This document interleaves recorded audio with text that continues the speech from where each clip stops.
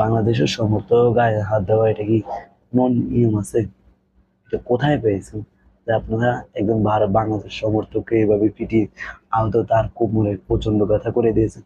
বা এমন হচ্ছে তার কোমরটা ঠিক সোজাও না হতে পারে, সামান্য একটা কথা কাটাকাটি এভাবে তাকে পিটিয়ে হাসপাতাল ভর্তি করে দিয়েছে।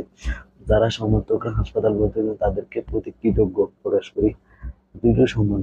আর যারা এই কুলাঙ্কার ভাবে একটা সাধারণ মানুষকে সমর্থক এভাবে পিটিয়েছেন, তারা কি মানুষ? তারা কি মানুষ হতে? ভারত কখনো আমাদের বন্ধু হয়েছে? আইন শৃঙ্খলা বাহিনী থাকা সত্ত্বেও এই মানুষটাকে কেন মারা হয়েছে? আইন শৃঙ্খলা বাহিনী কি করে? ললিপপ খায়? আইন শৃঙ্খলা বাহিনী দরকার ছিল একটা সমর্থকের গায়ে যেন হাত না দেয়। তারা সমর্থকের গায়ে যদি নিরাপত্তা না দিতে পারে, তোরা তো কি করতেছিস? তোরা একটা মানুষকে এভাবে পিটিয়েছে তোদের সামনে, তোরা কি করতেছিস? তোদের একটা মানুষের নিরাপত্তা দিতে পারিস না তোরা। তো ওই জায়গাতে ওই কি মাঠে জানি তোরা খেলা ফেলাছিস, কিসের নিরাপত্তা দিতে গেছিস তোরা? যে একটা মানুষকে এভাবে পিটিয়ে মারধর করে অবস্থা খারাপ করে ফেলছে। ভারত কি কখনো আমাদের বন্ধু হয়েছে? ভারত আমাদের কখনোই বন্ধু হয়নি, ভারত আমাদের বন্ধু হতে পারে না।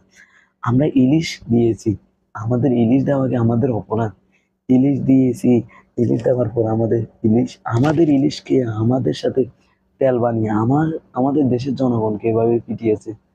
এটা কি ইলিশকে না ইলিশ দেওয়ার রাগ খুব আমাদের দেশি মানুষের উপর চড়া হয়েছে তারা?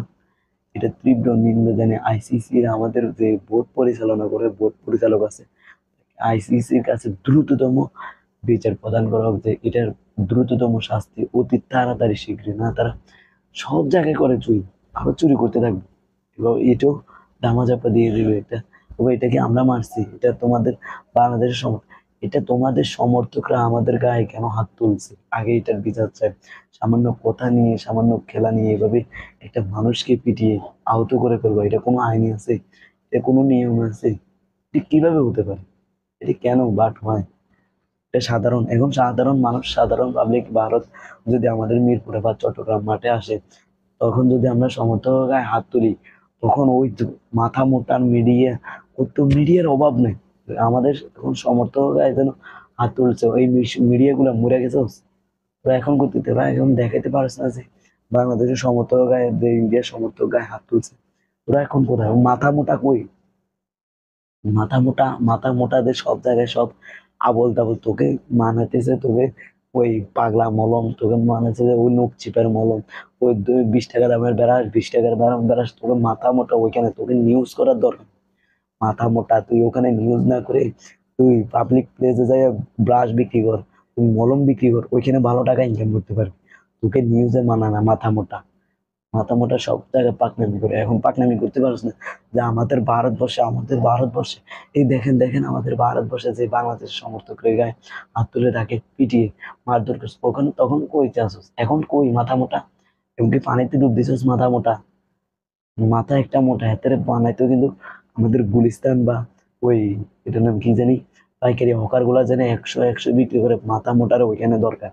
যে ভারতের এখন নিউজ গুলা কই, নিউজের গুলো কই, নিউজ নিউজ চ্যানেল গুলা কই? ওইগুলো কি দেখা যায় না? যদি আমাদের মিরপুরে বা চট্টগ্রাম মাঠে যদি কোনো খেলা হতো, কোনো সমর্থক গায়ে যদি হাত তুলতো, ওই সব চ্যানেল ভরে লাগে। কিন্তু এখন বাংলাদেশের সমর্থক গায়ে হাত দিচ্ছে তো কোনো সমর্থক নেই। সামনের দিকে যদি ভারত বাংলাদেশের যদি খেলা পড়ে, যে বিভিন্ন রাষ্ট্রে, তো সমর্থকরা তো খেলাই দেখতে যাবে না, যে ওই খেলা দেখলে গিয়ে আমরা আহত বা আমাদেরকে মারধর করবে, উস্কানিমূলক কথা বলবে, তখন আমাদের কথা মুখে ধরতে পারবো না, তারা আমাদেরকে মারবে। এটা কি খেলা? এটা কি ঠিক আছে? তো এই আইন শৃঙ্খলা বাহিনী কার বাল পালানোর জন্য তাকে, আইন শৃঙ্খলা বাহিনী যদি একটা সমর্থকের নিরাপত্তা না দিতে পারে, আইন শৃঙ্খলা বাহিনী থাকানোর দরকার নেই তো।